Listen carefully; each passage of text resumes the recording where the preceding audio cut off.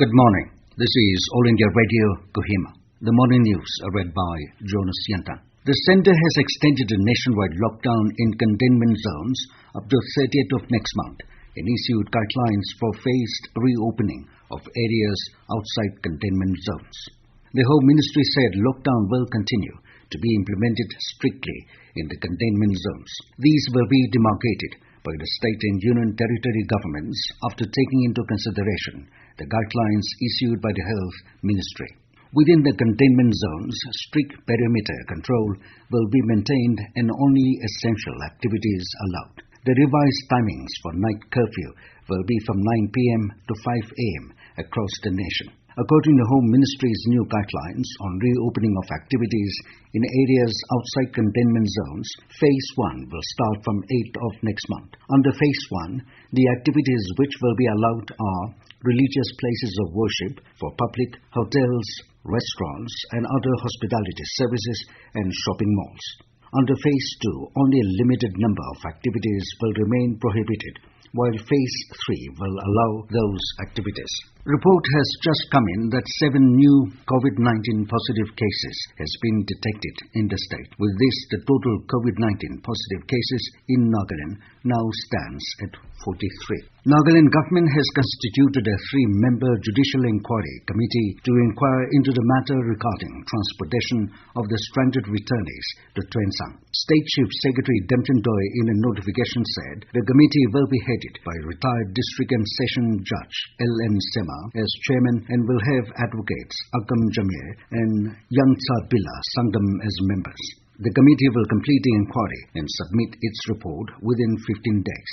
The government constituted the Judicial Inquiry Committee after a representation was submitted to the government by the Eastern Nagaland People's Organization.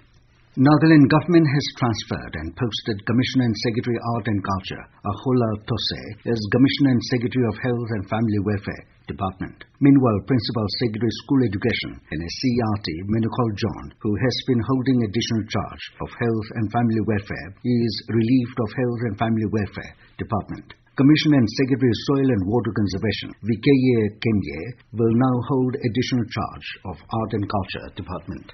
Deputy Commissioner and Chairman District Task Force COVID-19 Woka Orentang Lota has notified that odd-even rule for movement of vehicles will be followed in Woka with effect from tomorrow. The DC in a notification said that vehicle with registration number ending with the odd number of 1, 3, 5, 7 and 9 will be permitted to ply on Monday, Wednesday and Fridays. Registration number ending with even number of 0, 2, 4, 6 and 8 will be permitted to ply on Tuesday, Thursday and Saturdays.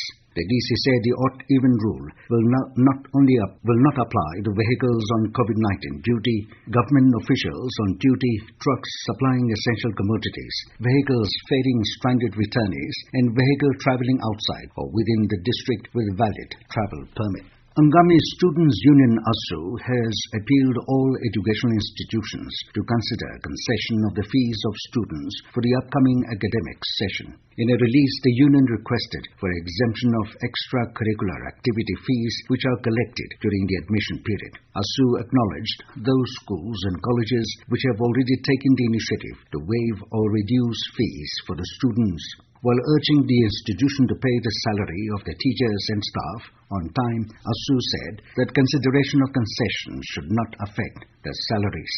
The student union sought the proprietors of hostels and landlords to consider concessions of rents of the students if waiver is not possible.